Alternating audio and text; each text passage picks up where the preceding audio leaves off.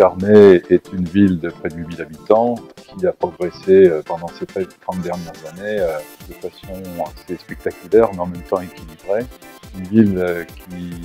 est l'une des villes importantes de la Bourgogne du Sud, une ville qui s'inscrit dans une vie communautaire, puisque avec 64 000 habitants, nous avons créé la communauté d'agglomération du Mâconnais-Val de Saône. Le projet de la Nouvelle Coupée est un vieux projet et maintenant une réalité, une jeune réalité, puisque les surfaces ont été rendues constructibles, mais le projet date d'environ 40 ans. En maire depuis 31 ans, j'avais repris à mon successeur cette idée d'une urbanisation de ce secteur qui était une dent creuse parmi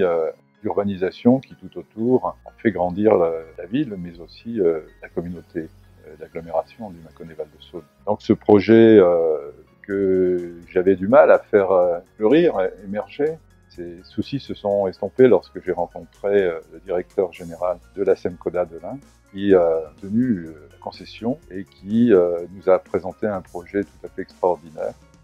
avec un potentiel de 1500 à 2000 habitants sous 10 ans, plus de 500 logements. Et l'attractivité de Charnay permet cet exploit sur 10 hectares et demi de constituer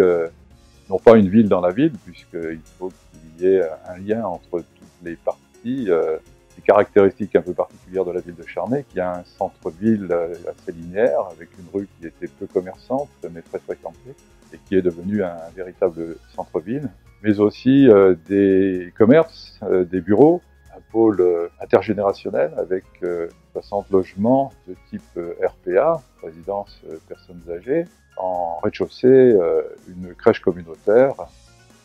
qui permettra justement ce que beaucoup proposent et peu réalisent, et nous l'avons fait. Un pôle intergénérationnel qui lie les personnes d'un certain âge avec les plus jeunes d'entre nous, puisqu'il y aura une soixantaine de berceaux.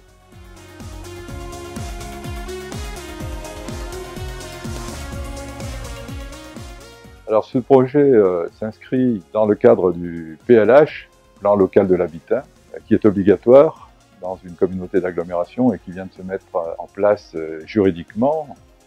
Donc c'est une réponse aux besoins d'agglomération, mais aussi une réponse aux besoins de la ville de Charnay, de faire en sorte que, il y ait plus de logements,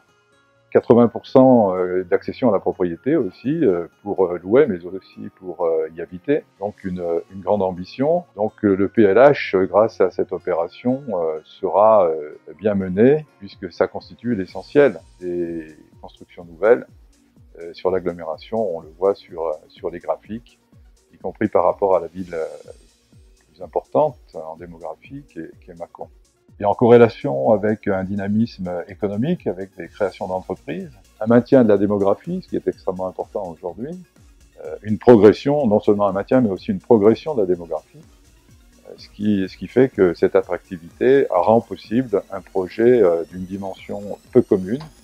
Et je dois d'ailleurs préciser que sur les 10 ans à venir, sans coûter un euro aux contribuables, en dehors de la gestion intellectuelle, du travail des cadres et des personnels de la ville, sur le plan administratif ou technique, eh bien, sans coûter un euro aux contribuables d'aujourd'hui, nous allons pouvoir s'investir plus de 240 millions d'euros sur la commune, et ceci de manière privée. Je me réjouis, au moment de passer le flambeau à mes successeurs, que cette ville de Charnay soit proposée, non seulement à ceux qui sont déjà installés depuis un certain temps, pour des progressions personnelles, mais aussi pour accueillir celles et ceux qui viendront renforcer le dynamisme de la Bourgogne du Sud, de la communauté d'agglomération, et bien sûr de la ville de Charnay, dont j'espère qu'elle restera longtemps l'un des fers de lance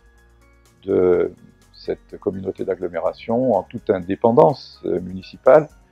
mais avec un apport collectif à la hauteur des ambitions que nous avons eues pendant 30 ans. Alors la rue principale de ce nouveau quartier s'appelle, puisqu'elle a déjà été validée en conseil municipal, la rue Carnacus. Pourquoi Carnacus? Tout simplement, cette commune est une commune très ancienne, puisque nous avons eu la confirmation justement par les fouilles archéologiques qui étaient par la loi obligatoires sur la nouvelle coupée, mise à jour les vestiges d'une ferme gallo-romaine qui atteste de cette présence très lointaine, 100 ans avant Jésus-Christ, 100 ans après Jésus-Christ. Et Carnacus, les explications qui nous ont été données par les historiens, outre Charnay les Charmes, pourquoi pas, mais Charnay Carnacus, parce que un riche propriétaire gallo-romain s'appelait Carnacus. Depuis longtemps, nous lions Charnay à Carnacus.